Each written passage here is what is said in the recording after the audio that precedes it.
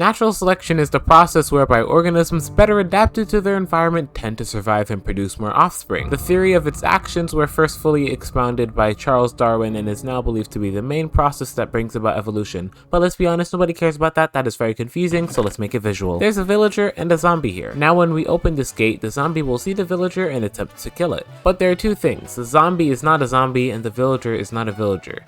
This is a tiny beginning, some symbolism to something much larger, an advanced society being simulated in the world of Minecraft. Natural selection in Minecraft.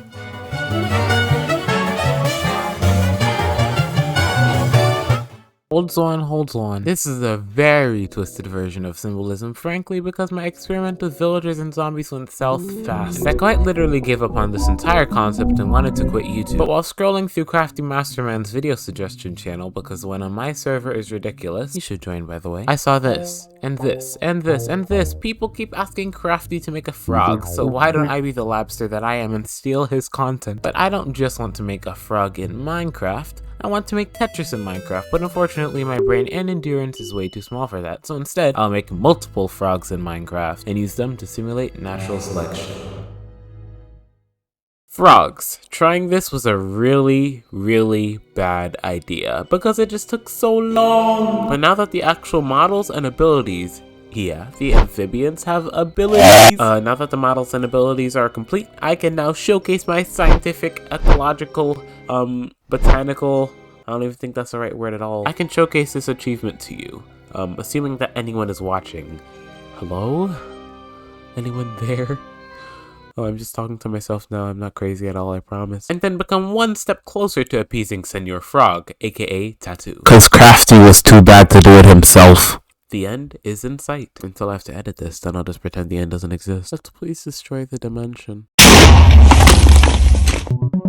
So currently we have 3 frogs with 3 different traits. The first of those being strike speed. Let me explain. Frogs' main food sources are insects, usually flies, and they need bugs to survive, and without a certain consumption daily, the frog will surely perish. So back to strike speed. This is the characteristic that tells us how fast the actual frog's tongue extends and retracts. Yes, they have tongues! I do not want to talk about how long that took me to make. Oh yeah, and the upper lip just gets temporary removal, y'all. Amphibians are flexible, my goodness. But I already see the angry commenters typing, wouldn't the faster one get the most flies, bro?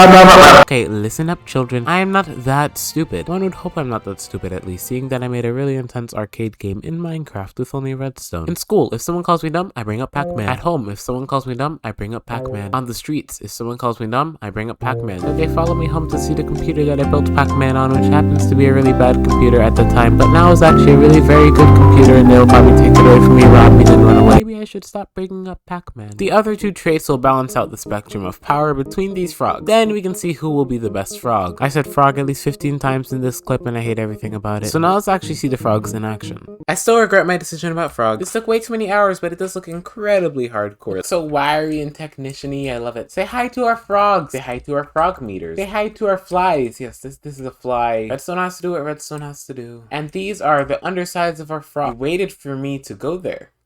You are a dirty human being. But yeah, this is really cool and all, but what does any of this actually do? That is a wonderful question, one that cannot be answered for today because I've simply run out of time. So thank you so much for watching, and goodbye!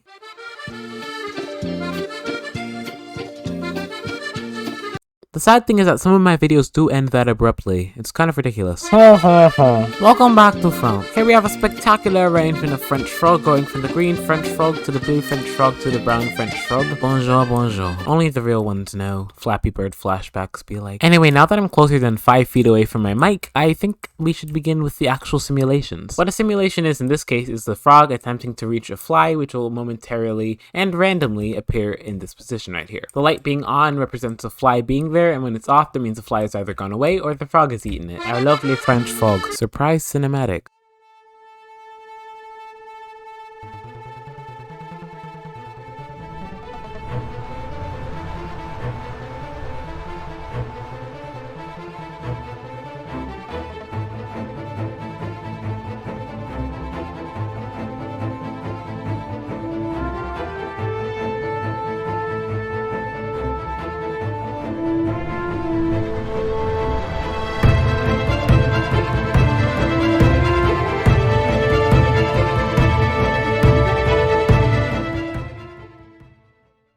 Okay, so I ran 10 simulations for this frog eating competition. I also just realized I never really went over the balancing features that they have. I know the blue one's the fastest, green one's the average one, and brown's the slowest. But what are the other features? Well, one of them is going to be called check time, and check time is pretty much how often they check to see if there's a fly in front of them. Brown has the quickest check time of 2 seconds, green has a little bit slower of 4 seconds, blue is absolutely slow with 6-second check time. And then we have check cooldown, which is how long it can go to cool down after extending its tongue, so pretty much its endurance. Green has the fastest cooldown, blue has the slowest, and brown is right in the middle. So now that we know all the stats of the frogs, let's see which frog actually won the simulation, or out of 10, which one won the most of them.